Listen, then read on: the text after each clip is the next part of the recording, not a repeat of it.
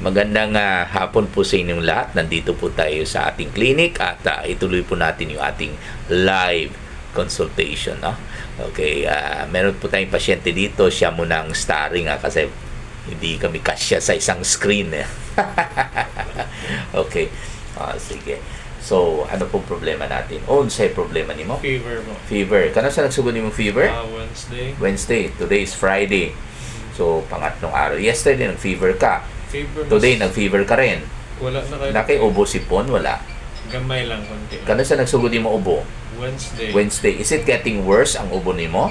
Wala mo po kayo nag-inom ako ka ng tambalok nga Okay. Salmex. Pero hanggang ngayon may cough ka pa rin. Gamay, sa gabi Pawala na? Wala na kaya. Wala na kaayo. How about sipon ninyo? Sipon, nala siya gamay ka ng samurag mo. Pabiling ka ng isod ka. Ano kulay ng sipon ninyo? Yellow. Yellowish na? Smoker kayo? Yes po. Ayun, sige pa. Parang reluctant pa siya. Guilty as charged. Yun. Talaga, ilan sticks per day? 6, 7. Ay, sus. Stop mo na yan, ha? Kasi the worst is yet to come.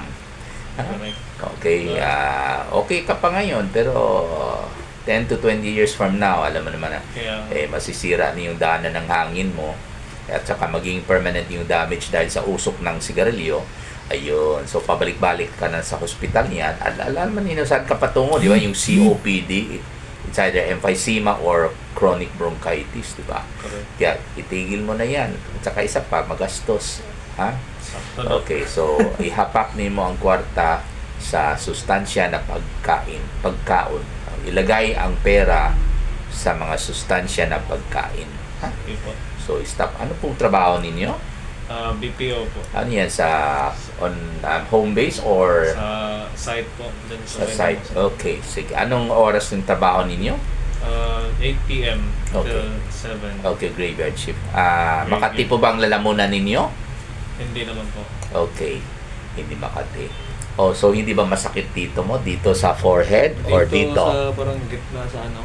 Sa gitna. Oo. Pero hindi dito. Hindi dito.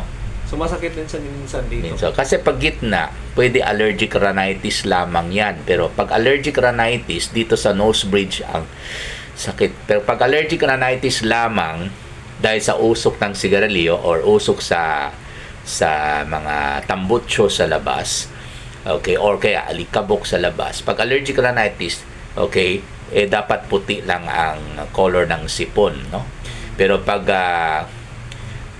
dilaw ang sipon, maaring sinusitis na yan, lalo pag naninigarilyo po kayo. Pero pag sinusitis, kailangan dito naman ang sakit, or dito, or dito, or dito. Kasi nandito yung frontal sinuses, dito, nandito yung maxillary sinuses. No?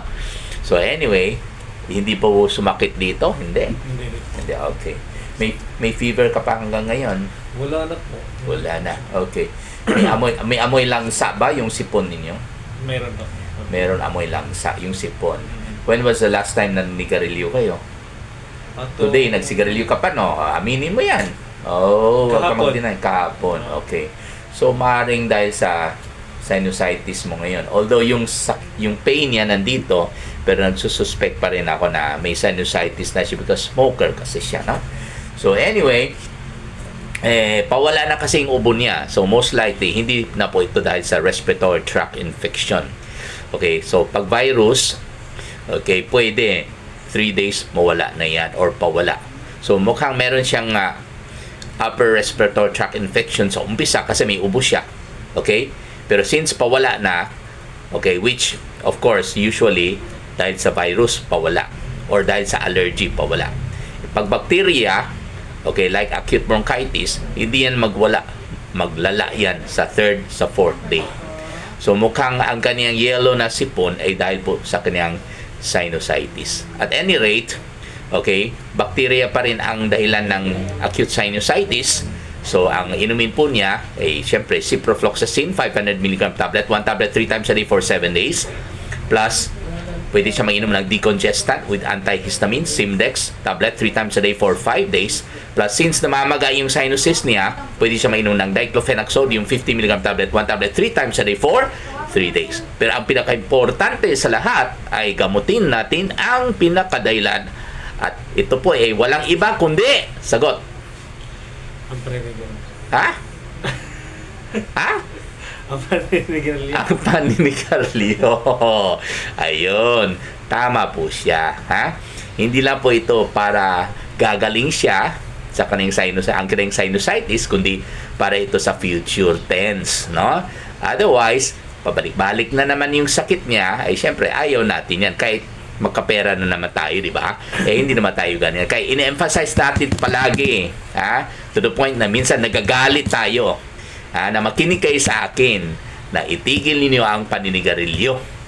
Okay? Maraming salamat po.